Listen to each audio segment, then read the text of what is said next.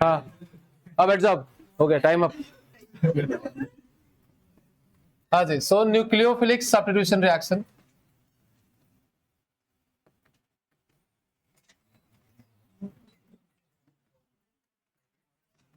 और nucleophilic substitution में दो है, SN1 और SN2। आज हम पढ़ेंगे SN2 रिएक्शन मैकेनिज्म, ठीक है। तो आप पढ़ रहे हो SN2 मैकेनिज्म। देखो बच्चों याद रखना, हम SN1, SN2, SNI, SN prime, SNGP, SNI, मतलब बहुत सारे नाम ऐसे लेंगे आगे, SNAR, SNAE, ये सब है सब्स्टिट्यूशन रिएक्शन। ये जो नाम लिख रहे हो वो मैकेनिज्म है, वो तरीका है, वो ऑर्डर को रिप्रेजेंट करता है मे बी। बाकी eight the end of the reaction होना सब्स्टिट्यूशन ही है, कि ए गया बी आया, ठीक है। तो SN2 रिएक्शन क्या होता है, इसका पूरा हम बोलेंगे nucleophilic substitution bye molecular reaction, जिसकी मॉलिक्युलरिटी 2 है, इसलिए हम इसको क्या कहते हैं, SN2, ठीक है। तो समझते हैं कि क्या होता है SN2। आपके पास है एक सबस्ट्रेट, लेट्स से RX, ठीक है। आप लेके आए एक न्यूक्लियोफाइल, लेट्स से Nu-। फिर क्या होगा कि प्रोडक्ट बना NuR plus X- in appropriate solvent. ये हम सब्स्टिट्यूशन कहते हैं। बोले सर ये तो सब्स्टिट्यूशन आप पहले से पढ़ा रहे हो कि यही होता है। SN2 कैसे अलग है और SN2 कैसे डिफरेंट है, और मतलब बेसिकली अब हम ज्यादा डिटेल में जा रहे हैं रिएक्शन के। तो SN2 रिएक्शन पहले तो याद रखना कि it's a single step reaction, single step reaction. जो सिंगल स्टेप रिएक्शंस होती हैं उनको हम कहते हैं कि कंसर्टेड मैकेनिज्म है इसका।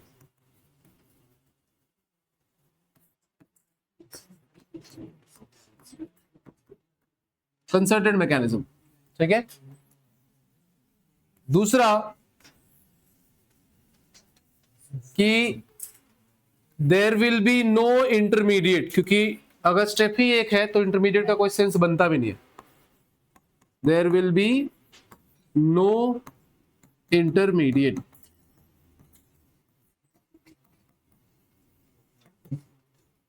ठीक है। नाउ पहले तो हम इस बात को समझते हैं कि SN2 मैकेनिज्म में होता क्या है। यहां पे कार्बन है, इस कार्बन पे 3 ग्रुप लगे होंगे, टेट्राहेड्रल ग्रुप होगा, राइट, कार्बन टेट्राहेड्रल होता है। So let's take an example of CH3 and understand, है ना। CH3Cl है आपके पास, ठीक है। CH3Cl को आप रिएक्शन करा रहे हो किसी न्यूक्लियोफाइल के साथ और वो बन जाता है NuCH3 प्लस Cl माइनस। इसकी मैकेनिज्म को हम समझे अगर, तो कार्बन है जिसपे 3 हाइड्रोजन लगे होंगे ऐसे, मतलब ये 2 ऐसे हैं बाहर की तरफ और एक इनसाइड द प्लेन है ना, ये वाला इनसाइड द प्लेन है और बाकी के 2 बाहर की तरफ निकले हुए हैं, और इससे यहां पे लगा होगा क्या, Cl। Now the most important aspect to understand in SN2 mechanism is, यहां पे न्यूक्लियोफाइल का बैक साइड अटैक होता है। मतलब देखो यहां पे सबसे पहले आप समझो कि कार्बन और क्लोरीन के बॉन्ड में पोलैरिटी हम डिस्कस कर रहे हैं, इसीलिए वो लीविंग ग्रुप का काम करता है यहाँ पे। तो कार्बन क्लोरीन बॉन्ड में पोलैरिटी है, तो कार्बन पे पार्शियल पॉजिटिव आएगा और क्लोरीन पे क्या आएगा, पार्शियल नेगेटिव चार्ज आएगा। और अगर तुम न्यूक्लियोफाइल जिसके पास नेगेटिव चार्ज है वो भी इधर से ही लेके आते हो, लेट्स से, तो भाई इन दोनों का नेगेटिव चार्ज इलेक्ट्रॉन डेंसिटी में रिपल्सन नहीं होगा क्या। So the best position for nucleophile available is the back side, क्योंकि उधर से यहाँ पे सीधे ये पॉजिटिव चार्ज को अप्रोच करेगा, बीच में कोई नेगेटिव चार्ज नहीं है। So देखो ऐसा कुछ 3 एटम लगे हुए हैं ना, कि एक हाइड्रोजन इधर है, 2 हाइड्रोजन बाहर की तरफ है, और यहाँ पे लिविंग ग्रुप लगा है, और यहाँ पे जो स्पेस अवेलेबल है इधर, ये जो स्पेस अवेलेबल है इधर से न्यूक्लियोफाइल अटैक करेगा और यहाँ से लिविंग ग्रुप लीव करेगा। आई बात समझ में। तो पहले बैक साइड अटैक होगा, मतलब यहाँ से न्यूक्लियोफाइल का अटैक होना स्टार्ट होगा। जब यहां से न्यूक्लियोफाइल अटैक करेगा तो अगले स्टेप में हमें मिलेगा एक ट्रांजिशन स्टेट। देखो आप ध्यान से समझो इस बात को, मैंने बोला बंद करो लिखना, लिखेगा नहीं कोई भी, ध्यान दो। यहां पे ये है आपका arrangement of hydrogen, hydrogen hydrogen and hydrogen, ठीक है। इधर लगा है लिविंग ग्रुप जो बाहर निकलना उसको अल्टीमेटली, और इधर से न्यूक्लियोफाइल अटैक कर रहा है। क्लियर है ये तीनों पॉइंट्स? तो न्यूक्लियोफाइल का बॉन्ड धीरे धीरे बनना स्टार्ट हो रहा है इसके साथ, और लिविंग ग्रुप का बॉन्ड टूटना स्टार्ट हो रहा है। तो यार बॉन्ड एंगल जो है वो भी चेंज होगा, क्योंकि bond angle is a result of inter electronic repulsion in the bond pair, right? अगर ये बॉन्ड बहुत क्लोज आ रहा है तो इसके इलेक्ट्रॉन डेंसिटी इसमें रिपल्सन करना स्टार्ट करेगा, जो कि अभी तक नहीं था। तो जब इधर से रिपल्सन बढ़ेगा और ये दूर जा रहा है तो इधर के बॉन्ड का रिपल्सन घटेगा, तो ये जो बॉन्ड ऐसा था वो धीरे धीरे सीधा होना स्टार्ट होगा, जैसा कि ट्राइगोनल बाय पिरामिडल स्ट्रक्चर में होता है कि ये बॉन्ड तीनों एक ही प्लेन में आ जाएंगे 120 डिग्री पे, ऐसे इस प्लेन में आ जाएंगे, फिर ये और क्लोज आएगा न्यूक्लियोफाइल तो धीरे धीरे बॉन्ड दूसरी साइड में जाना स्टार्ट हो जाएगा, और एट द एंड बॉन्ड ऐसा हो जाएगा। क्या ये बात समझ में आ रही है आपको? तो इसको हम कहते हैं इन्वर्जन हो गया, कि ऐसे था पहले बॉन्ड का अरेंजमेंट, अब बॉन्ड का अरेंजमेंट फ्लिप होके ऐसा हो गया, इसको हम कहते हैं इन्वर्जन ऑफ कॉन्फिगरेशन, की कॉन्फिगरेशन इन्वर्ट हो गया। तो यहां पे अगर हम इसको समझे, तो इसके बीच में जो ट्रांजिशन स्टेट मिलेगा उसको ध्यान से बनाना, कि यहां पे आएगा न्यूक्लियोफाइल जिसका बॉन्ड धीरे धीरे अभी बनना स्टार्ट हुआ है कार्बन के साथ, वो कार्बन जिससे लिविंग ग्रुप का बॉन्ड धीरे धीरे टूटना स्टार्ट हुआ है, और बाकी के जो 3 हाइड्रोजन आपके पास थे वो एज इट इज रहेंगे, लेकिन एक ही प्लेन में रहेंगे। ये है जिसको हम कहते हैं क्या? Transition state. गाइस ध्यान देना, ट्रांजिशन स्टेट की ज्योमेट्री है ट्राइगोनल बाय पिरामिडल, दिख भी रहा आपको, एक ट्रायंगल के उधर भी और इधर भी ग्रुप है, लेकिन कार्बन का जो हाइब्रिडाइजेशन है यहाँ पे वो sp2 ही है, sp3 नहीं है, सॉरी sp3d मत लिख देना, ठीक है? तो इसका जो हाइब्रिडाइजेशन होगा वो क्या होगा? sp2, और ट्राइगोनल बाय पिरामिडल ज्योमेट्री है, मतलब यहाँ के जो बॉन्ड एंगल्स हैं वो कितने हैं? 120 डिग्री, ये भी 120 डिग्री, ये भी 120 डिग्री। आई बात समझ में? और जैसे जैसे रिएक्शन प्रोसीड करेगा, ध्यान दो, ये बॉन्ड बनना स्टार्ट हो रहा है, क्या ये हो रहा है ना, न्यूक्लियोफाइल ने बैक साइड से अटैक किया तो बॉन्ड यहां पे बनना स्टार्ट हो रहा है, और यहां पे बॉन्ड टूटना स्टार्ट होगा। क्या बोलो मुझे, हाँ या ना, बताओ ना यार। अरे ये बॉन्ड बनेगा तो ये टूटेगा ना, 4 ही बॉन्ड तो बना सकता है कार्बन। ट्रांजिशन स्टेट वो स्टेज है जब एक तरफ से बॉन्ड बनना स्टार्ट हो रहा है और दूसरी तरफ से बॉन्ड टूटने स्टार्ट के बीच का scenario. In that case the transition state must have 120 degree का एंगल, और eight the end of the reaction nucleophile इधर से लग जाएगा, ये कार्बन ऐसा ही रहेगा, बस वो जो 3 हाइड्रोजन आपको लेफ्ट साइड में दिख रहे थे अभी राइट साइड में दिखेंगे। इसको हम कहते हैं इन्वर्जन ऑफ कॉन्फ़िगरेशन। आई बात समझ में? अब नहीं लिखना था, लिखना नहीं था, वेट करो, टाइम दूंगा मैं लिखने का, समझो पहले इसको। SN2 रिएक्शन में क्या क्या समझ में? सर एक स्टेप है, सिंगल स्टेप है, there is no intermediate. Nucleophile आया, लिविंग ग्रुप लीव कर रहा है, दोनों एक साथ हो रहे हैं, at the end leaving group leave कर गया, न्यूक्लियोफाइल अटैच हो गया, राइट? Single step. अब मुझे ये बताओ कि जब तुम इसका RDS कोई तुमसे पूछे, तो तुम्हें रेट लॉ के लिए पूछ रहा है बेसिकली वो, तो तुम मुझे बताओ कि इसमें RDS क्या है? सिंगल स्टेप है, तो सर जो है वही RDS है, जो है वही RDS है, जो है उसमें कितने रिएक्टेंट्स इन्वॉल्व है बताओ मुझे? 2। कौन कौन? सर ये और ये दोनों ही तो कोलाइड कर रहे हैं ना, तो मॉलिक्यूलरिटी क्या है इसकी? 2, that's why name is SN2। सो यहां पे रेट ऑफ रिएक्शन लिखोगे K into concentration of RX जो आपका लिविंग अल्काइल हैलाइड है, इंटू कॉन्सेंट्रेशन ऑफ न्यूक्लियोफाइल। मतलब यहां से समझ में आया क्या कि ऑर्डर ऑफ रिएक्शन जो है वो क्या है? 2, इसलिए इसका नाम है SN2 रिएक्शन। आई बात समझ में? ठीक है, इसका मतलब ये है कि इसका रेट न्यूक्लियोफाइल पे भी डिपेंड करेगा और इसका रेट सबस्ट्रेट पे भी डिपेंड करेगा। अब आप ये सारे डायग्राम बनाओ, सारे डिटेल्स को लिखो, थोड़ी थ्योरी लिखेंगे, एंड देन इसके बाकी के एस्पेक्ट्स को हम कवर करेंगे कि रेट और किस किस फैक्टर पे डिपेंड कर सकती है।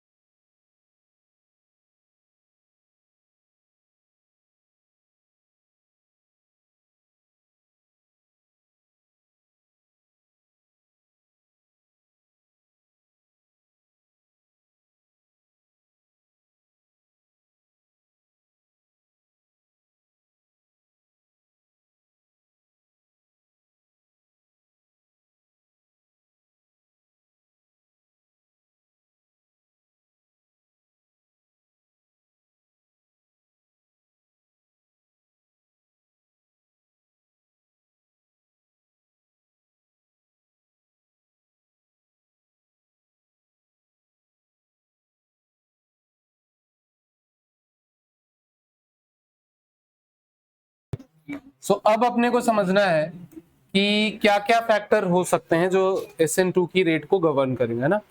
तो एक तो हमें समझ में आया कि SN2 में ट्रांजिशन स्टेट है, दूसरा ट्रांजिशन स्टेट में 5 मेंबर इन्वॉल्व हैं। सो आप लिखेंगे सम की पॉइंट्स फॉर SN2 मैकेनिज्म, सम की points for SN2 mechanism, heading दो।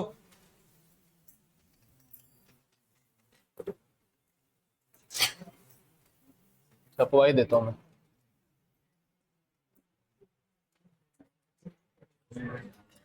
क्या वाईफाई भी नहीं चल रहा क्या?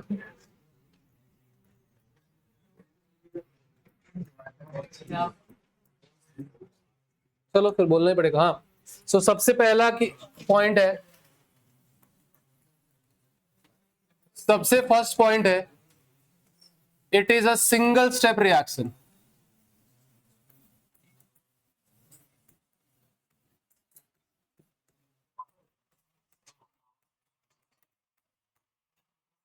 दूसरा, order and मॉलिक्युलैरिटी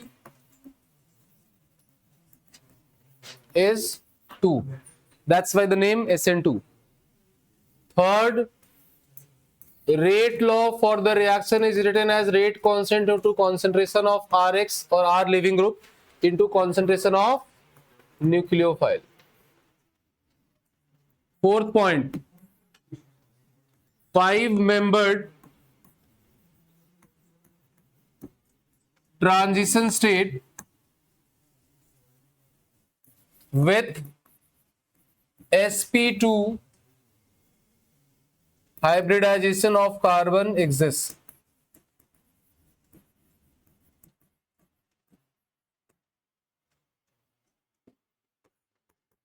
carbon atom,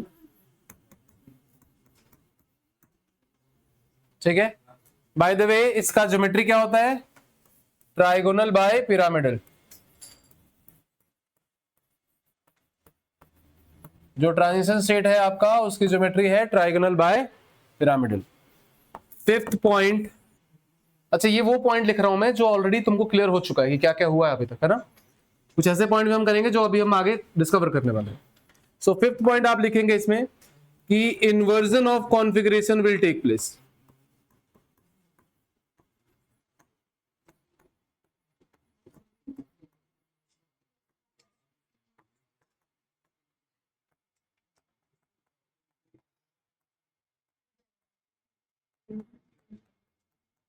inversion of configuration will take place if, guys ध्यान देना, पहले तो इसको हम नाम देते हैं, इस तरह के इन्वर्जन को हम कहते हैं वॉल्डेन inversion.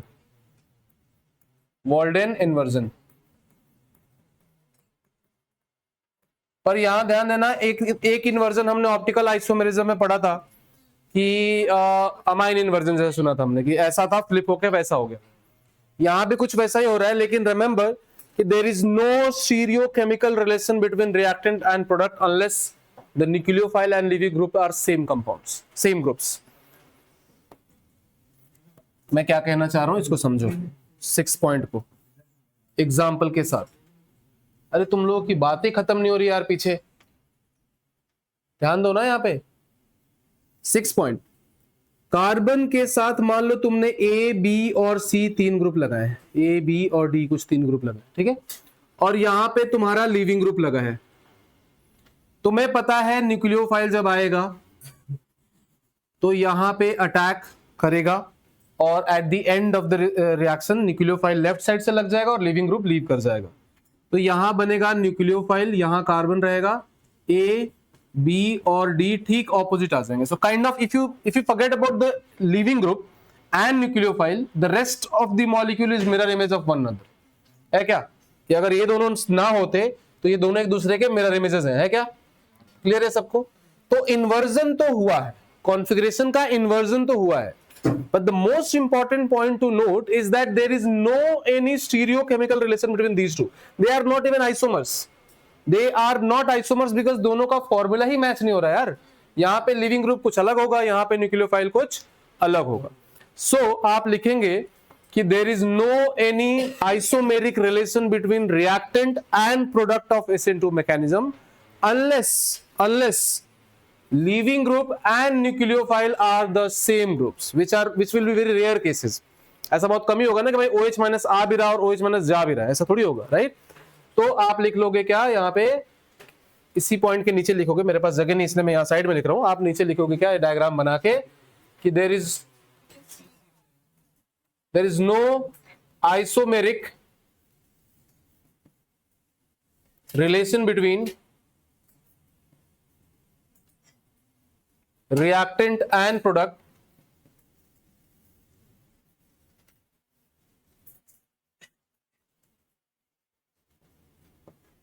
as they are different compounds, as they have different formula. Actually different compounds तो isomer भी होते हैं, as they have different chemical formula, different chemical formula, उनके बीच में कोई आइसोमेरिक रिलेशन है ही नहीं। मतलब पहले तो ये दिमाग से निकाल के रखना कि कोई आइसोमेरिक रिलेशन हो भी सकता है उनके बीच, है ना। Now why am I discussing this is because when you listen or when you hear कि भाई इन्वर्जन ऑफ कॉन्फ़िगरेशन हो रहा है तो आपके दिमाग में आता है कि मिरर इमेज बन रहा है, बट ऐसा है नहीं, मिरर इमेज नहीं बन रहा है। यस, अनलेस वाला पॉइंट हम नेक्स्ट देखेंगे।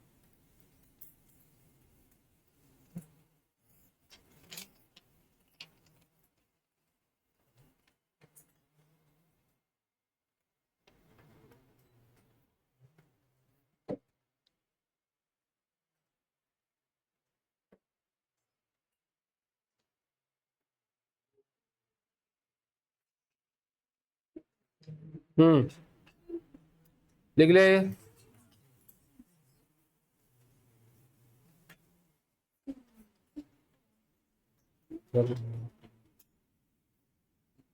लिख लिया सबने? ओके, सिक्स पॉइंट था ना, मतलब पिछला 6 पॉइंट हमने एंड किया, राइट? ओके, 7th पॉइंट लिखोगे आप, if leaving group and nucleophile are same, then product will be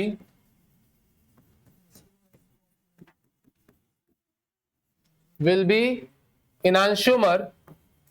isomer तो है ही, उसमें भी एनांशियोमर बोल सकते हो आप।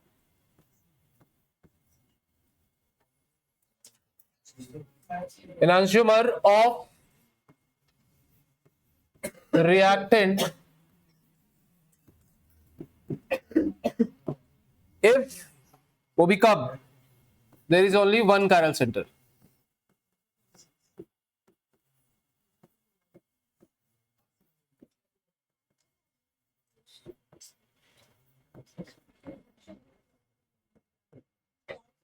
That too is the center where nucleophilic attack takes place.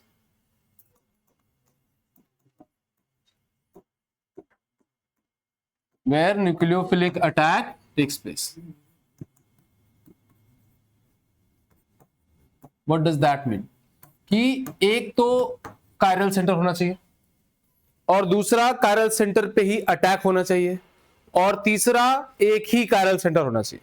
Because if there are multiple chiral centers and first point तो ये कि भाई अटैक करने वाला और लीव करने वाला दोनों सेम होना चाहिए। तो बहुत सारी कंडीशन है तब जाके एक्चुअल में एनांशियोमर बनेगा, नहीं तो कोई दूसरा ऑप्टिकल आइसोमर बन जाएगा और मोस्ट कॉमन केसेस में तो आइसोमर ही नहीं बनेगा। मतलब ये तो यूनिक केस हो गया ना कि अटैक करने वाला और लीव करने वाला दोनों ही सेम है, राइट? तो जैसे इसके कुछ एग्जांपल्स कराता हूं मैं जिसमें हम रिलेशन लिख ही देंगे सीधे कि जैसे मान लो यहाँ पे है हाइड्रोजन, यहाँ है ड्यूटेरियम, यहाँ मिथाइल है और यहाँ पे आयोडीन है, ठीक है? और इसकी रिएक्शन कराई आपने NaI के साथ इन presence of acetone. Now for now इसमें दिमाग मत लगाओ कि सर I- क्यों अटैक करेगा अगर I- से लीव कर रहा है, तो अभी के लिए मान लो कि ऐसा होगा क्योंकि ऐसा होता है, राइट? तो यहाँ पे ये कैसे होगा, इन्वर्जन होगा। So there is one chiral center in the compound, ये वाला, राइट? और जो कायरल सेंटर है उसको मैं थोड़ा हाईलाइट कर देता हूं। ये कायरल सेंटर है, ध्यान से सुनेंगे, समझेंगे, लिखना बंद। ये कायरल सेंटर है, इस कायरल सेंटर पे लगा है लिविंग ग्रुप, तो मतलब अटैक भी यही होगा। तो पहली जो कंडीशन लिखी है क्या, कि that two is the center where nucleophile attacks. तो अगर ये कायरल सेंटर है और उस पर न्यूक्लियोफाइल अटैक कर रहा है, और न्यूक्लियोफाइल वही है जो लिविंग ग्रुप भी है, तो inversion of configuration will lead to formation of enantiomer. ऐसा ही लिखा है ना हमने ऊपर वाले पॉइंट में। तो एनांशियोमर बन जाएगा, इन्वर्जन हो गया, हमने इन्वर्जन करा दिया H, और जो जैसा था वैसे मतलब एक को इन्वर्ट कर दिया।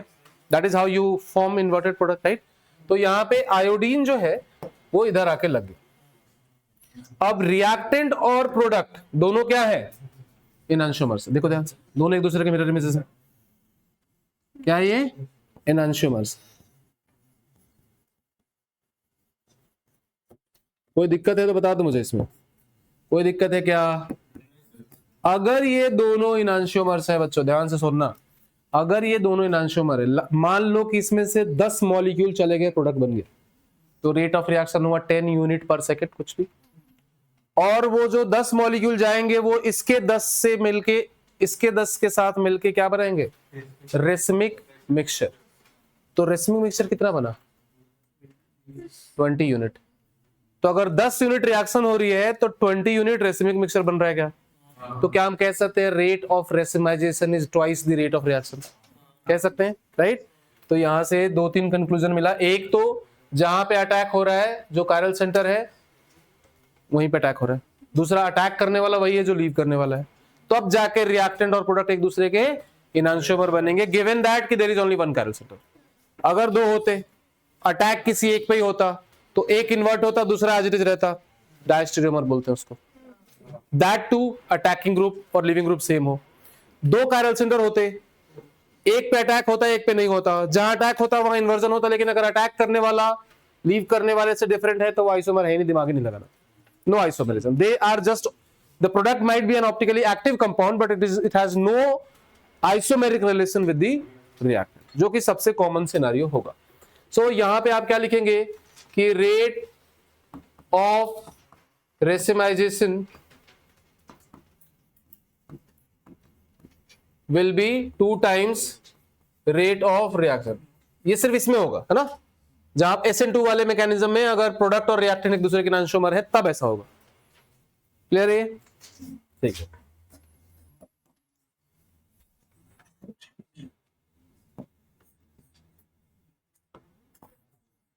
दूसरा 7 पॉइंट लिख लिया। 8 पॉइंट देखो, 8 पॉइंट में कीवर्ड्स में लिखता हूं मैं ना, यही सिमिलर पैटर्न है लेकिन कीवर्ड्स में लिख रहा हूं। Leaving group and nucleophile are same, ठीक है। पहला कीवर्ड ये कि लिविंग ग्रुप और न्यूक्लियोफाइल सेम है। More than one chiral center, एक से ज्यादा कायरल सेंटर है, ये है दूसरा पॉइंट, ठीक है। पहला पॉइंट क्या है कि लिविंग ग्रुप और न्यूक्लियोफाइल सेम है। दूसरा कि एक से ज्यादा कायरल सेंटर है and attack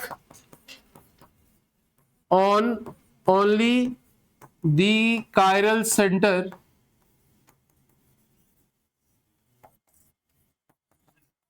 containing living group takes place।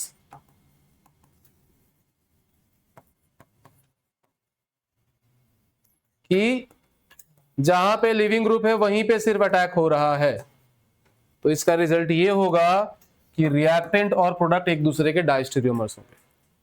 इसका रिजल्ट क्या होगा, रिएक्टेंट और प्रोडक्ट। बट ये दोनों ही बहुत यूनिक केसेस हैं। ये कभी आप सोचो ना, आयोडीन पे आयोडीन की रिएक्शन एक पर्टिकुलर रिएक्शन हो गई, बाकी सब केसेस में तो लिविंग और न्यूक्लियोफाइल डिफरेंट ही होंगे। So reactant and product will be क्या, will be diastereomers, diastereomers, ठीक है। ऐसे आपको ध्यान रखना है। कोई डाउट है तो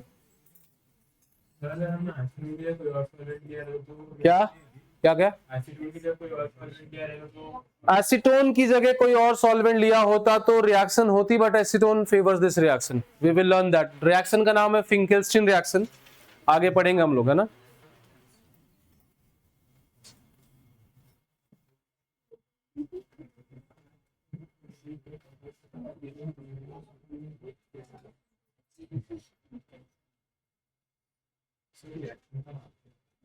फिंकेल्स्टीन रिएक्शन।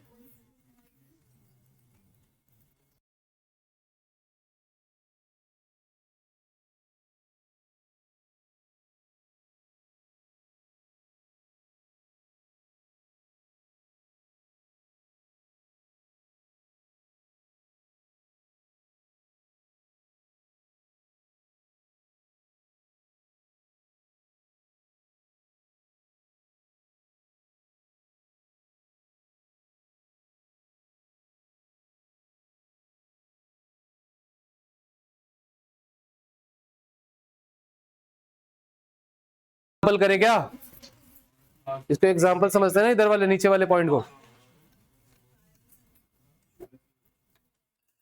चलो ध्यान दो।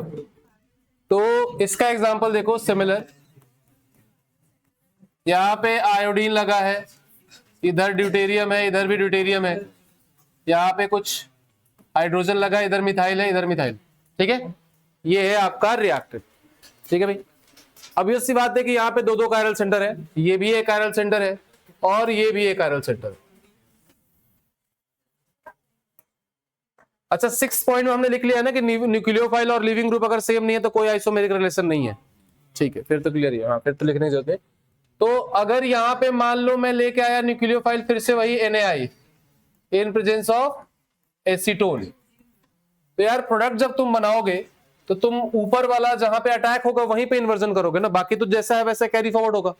मतलब नीचे वाला जो कायरल सेंटर है जहां पे कोई अटैक नहीं हो रहा है वो एज इट इज हाइड्रोजन और ड्यूटेरियम से सब्स्टिट्यूट होगा, जैसा था वैसे रहेगा। इधर फ्लिप हो जाएगा, इधर क्या होगा, आयोडीन आ जाएगा लेफ्ट में और ड्यूटेरियम चला जाएगा राइट में। That is called inversion of configuration, that take place only in SN2 mechanism, right. तो अभी इन्वर्जन हुआ इधर, तो अब देखो ये कायरल सेंटर और ये कायरल सेंटर तो फ्लिप हो गए, कोई दिक्कत नहीं है ना, इनमें तो इन्वर्जन हो गया। यहां से यहां तक में अगर हम जाएंगे तो इससे इस कायरल सेंटर में क्या हुआ है, इन्वर्जन। और यहां से यहां तक में क्या हुआ है, रिटेंशन। रिटेंशन मतलब जैसा था वैसा ही रिटेन रह गया, है ना। तो एक पार्ट इन्वर्ट हुआ और एक पार्ट रिटेन रहा, तो ऐसा तो कोई मिरर नहीं बनेगा भाई। ऐसा कोई मिरर तो नहीं होगा ना कि सिर्फ ऊपर का पार्ट मिरर इमेज में मिरर जैसा दिखेगा और नीचे का पार्ट सीधा दिखेगा, ऐसा तो नहीं हो सकता। सो मतलब they are not mirror image, though they are isomers. Formula same है दोनों का, they are in fact stereoisomers, लेकिन ये मिरर इमेजेस नहीं है। तो स्टीरियो आइसोमर जो मिरर इमेज नहीं होते हैं उन्हीं को हम क्या कहते हैं, डायस्टीरियोमर्स। ठीक है, सो स्टीरियो आइसोमर्स तो है बट नॉन मिरर इमेजेस।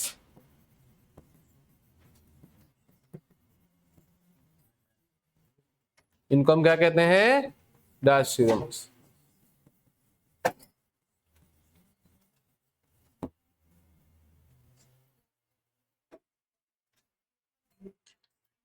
ठीक है, तो इसकी स्टीरियो केमिस्ट्री मोर और लेस हमने समझ लिया कि क्या क्या हो सकता है इसमें।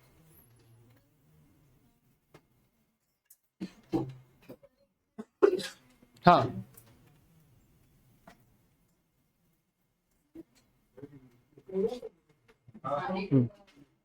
लिख लिया,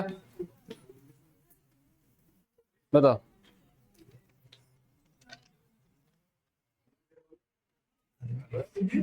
पर ये ध्यान रखना है कि जस्ट बिकॉज मैंने इन दोनों पॉइंट्स को लिखवा दिया है, ऐसा नहीं कि हर जगह ऐसा होगा, ये बहुत ही यूनिक केसेस होंगे।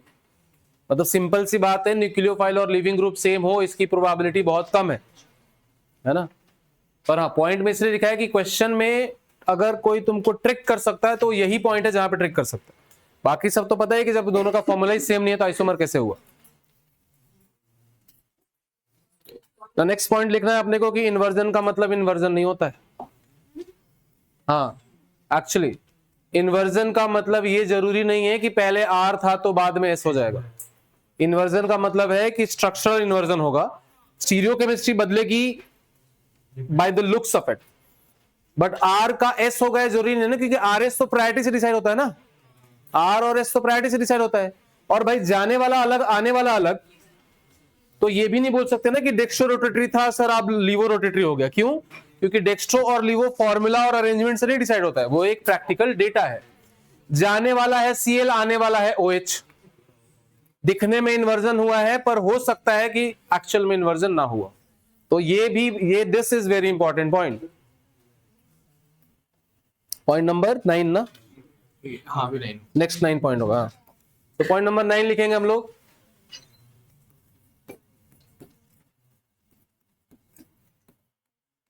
इन्वर्जन ऑफ कॉन्फ़िगरेशन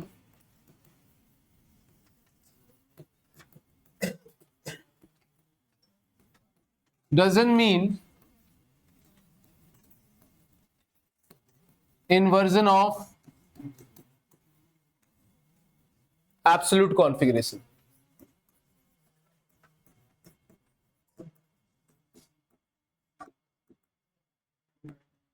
मतलब एक्चुअली डजंट गारंटी कि एब्सोल्यूट कॉन्फ़िगरेशन का इन्वर्जन होगा। फर्स्ट ऑफ ऑल गाइज मुझे ये बताओ कि एब्सोल्यूट कॉन्फ़िगरेशन क्या होता है?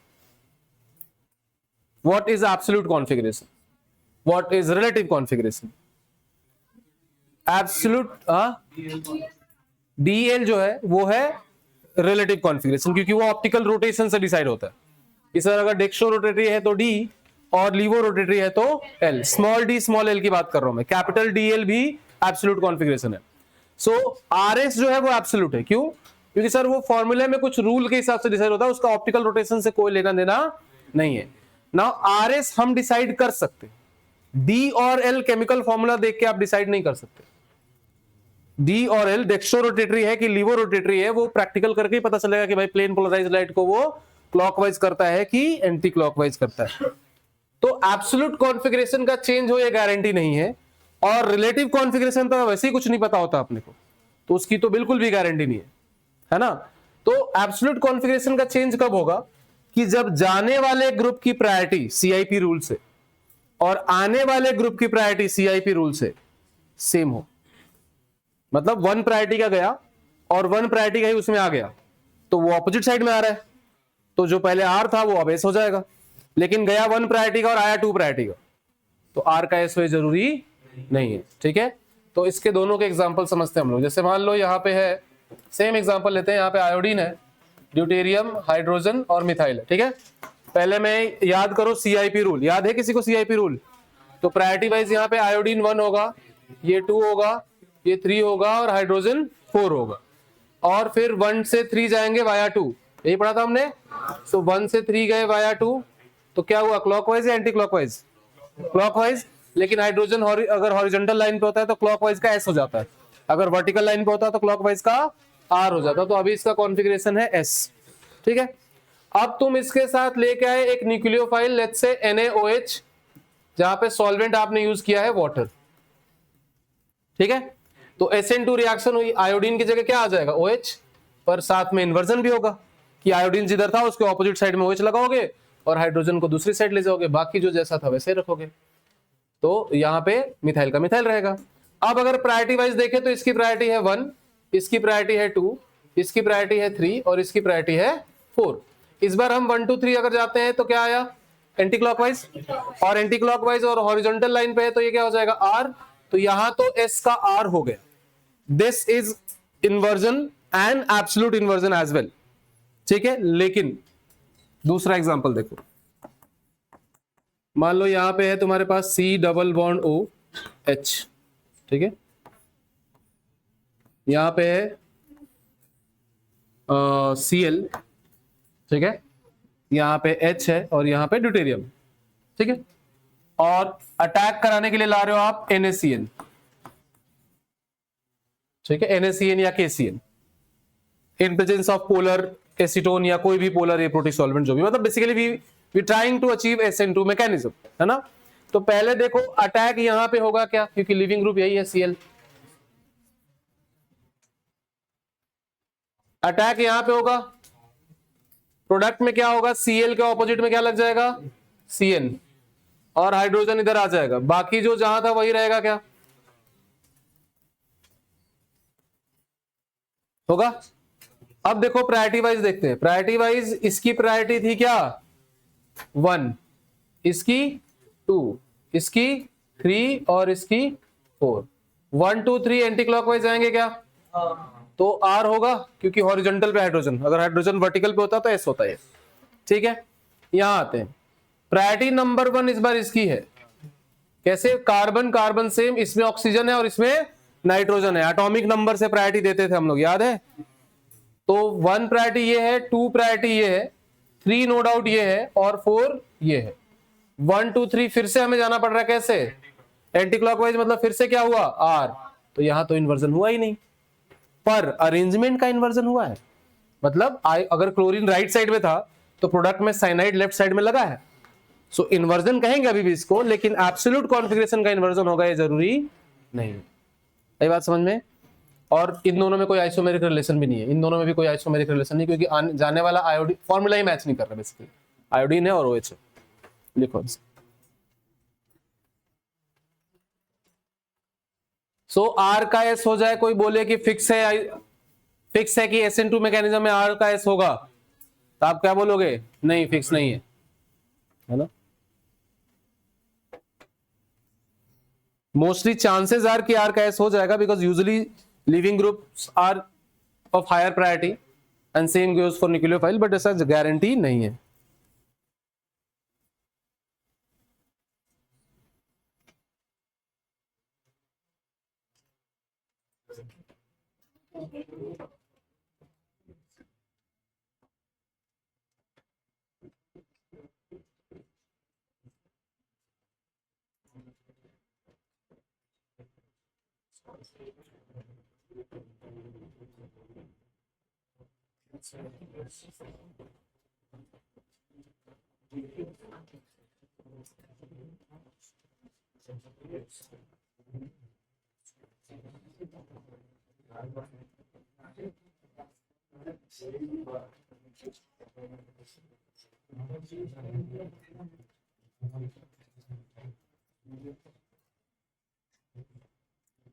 क्लियर है? देख लिया सबने?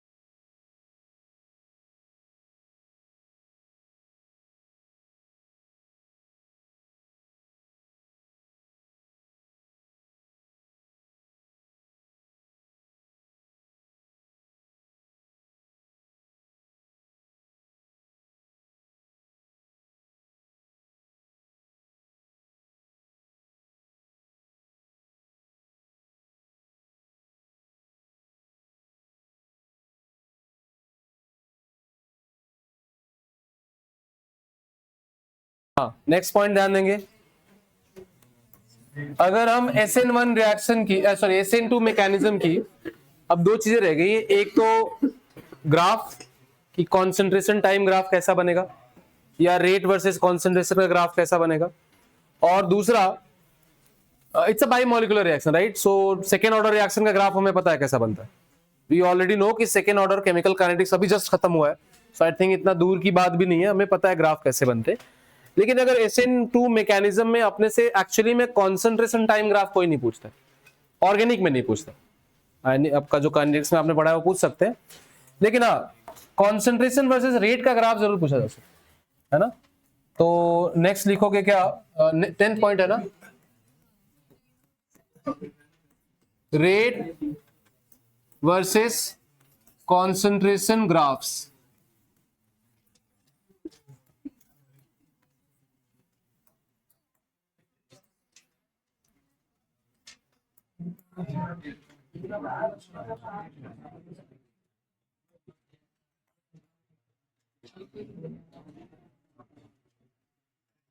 सो रेट कॉन्सेंट्रेशन ग्राफ में ध्यान देंगे, बातें नहीं भाई, मैंने क्या बोला, जब मैं लिख लूं उसके बाद जितनी बातें करते करते लिखना है लिखो, बट अभी ध्यान दो। रेट कॉन्सेंट्रेशन ग्राफ में मान लो यहाँ पे रेट ऑफ रिएक्शन है y एक्सिस पे दोनों में, और यहाँ पे concentration of R leaving group है और यहाँ पे कॉन्सेंट्रेशन ऑफ न्यूक्लियोफाइल है।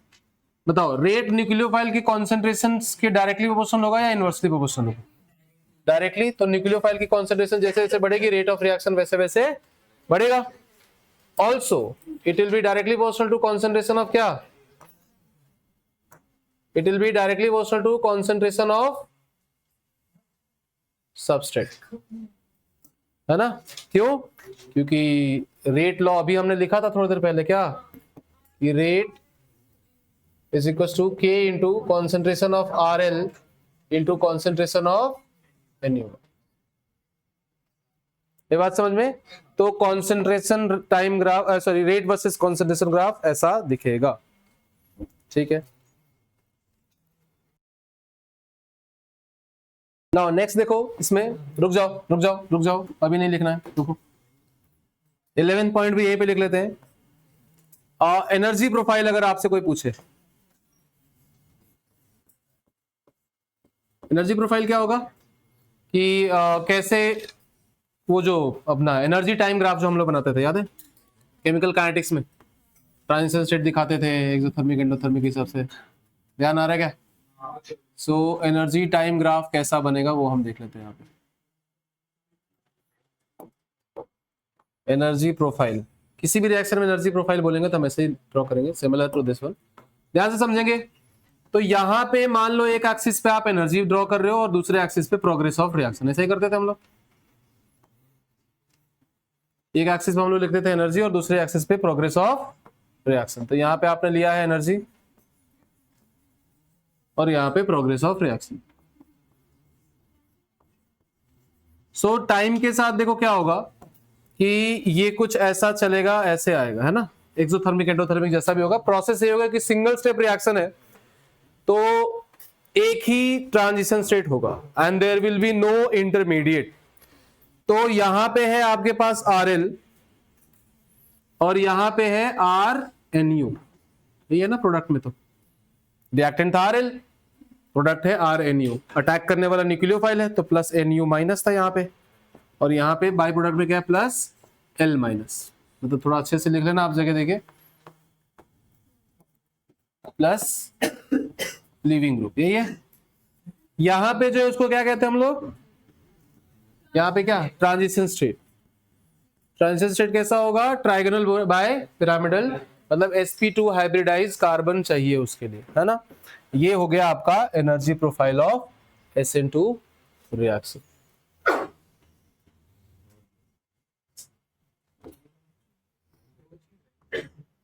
पॉइंट नंबर 12, रुक जाओ एक साथ लिख लेना सारे points. Point number 12, SN2 reaction के जो फैक्टर्स वो क्या क्या होंगे, ठीक है। SN2 रिएक्शन को कौन कौन से फैक्टर अफेक्ट करेंगे, तो following factors will affect SN2 reaction.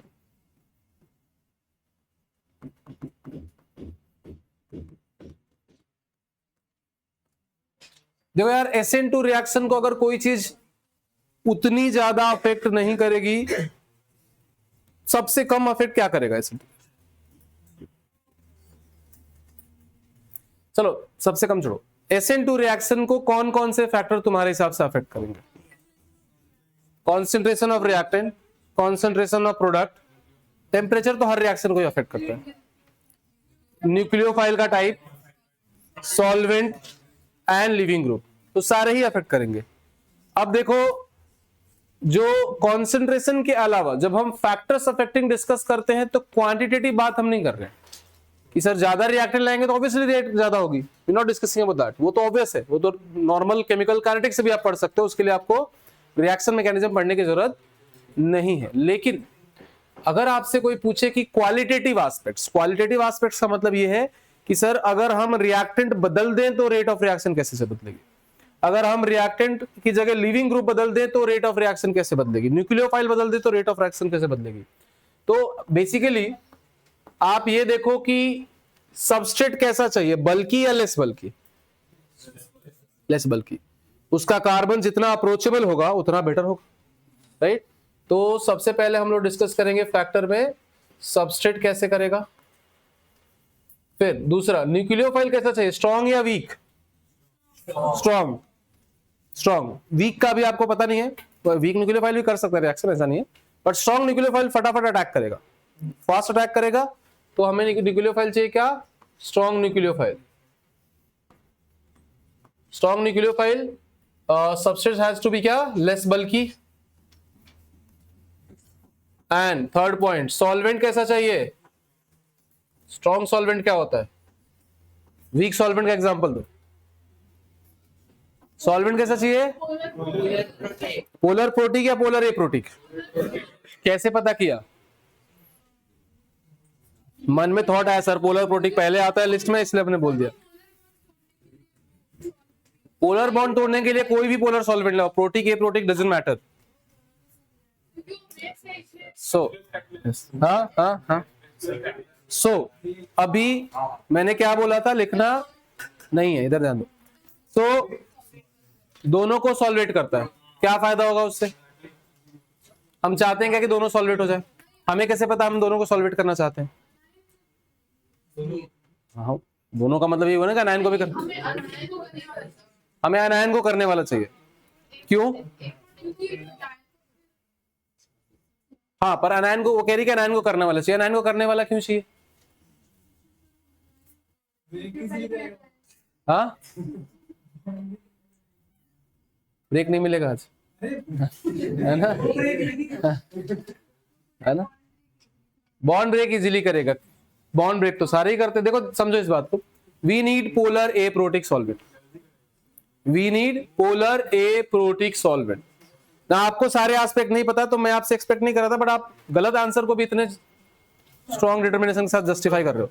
सो पहली बात तो ये कि हमें स्ट्रॉन्ग न्यूक्लियोफाइल चाहिए, ये तो सबको समझ में आ रहा है, क्योंकि हमें चाहिए कि अटैक फटाफट हो, क्योंकि there is another path known as SN1 mechanism.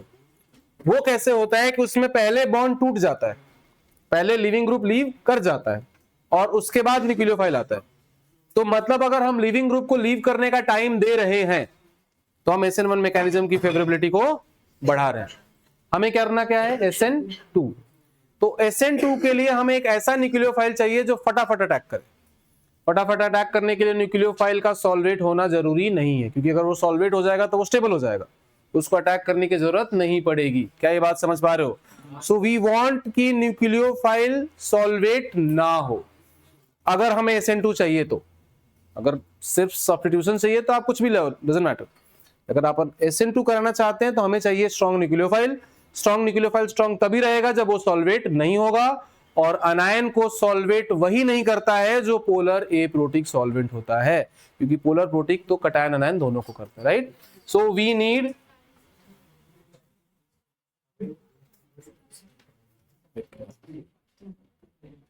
तो फोर्थ पॉइंट, सॉल्वेंट क्या चाहिए, polar aprotic solvent favours SN2, है ना। दैट डजंट मीन कि पोलर प्रोटिक सॉल्वेंट में नहीं होगा, फेवर्स का मतलब है कि अगर बाकी सारे फैक्टर नहीं तो ये भी चेंज करना है, अगर आपके पास ऑप्शन है तो आप पोलर ए प्रोटीन लाओगे तो ज्यादा बेटर है। देन लास्ट क्या बचा, हमने सबस्ट्रेट कर लिया, हमने न्यूक्लियोफाइल कर लिया, हमने सॉल्वेंट कर लिया, हमें लीविंग ग्रुप, अच्छा लीविंग ग्रुप चाहिए है ना, क्योंकि जितना अच्छा लिविंग ग्रुप होगा उतनी जल्दी निकलेगा तो उतनी जल्दी सब्स्टिट्यूशन होगा। So we need good leaving group for SN2। तो ध्यान रखो, ब्रेक के बाद हम इन्हीं फैक्टर्स को डिटेल में डिस्कस करेंगे, इन्हीं को डिटेल में डिस्कस करेंगे।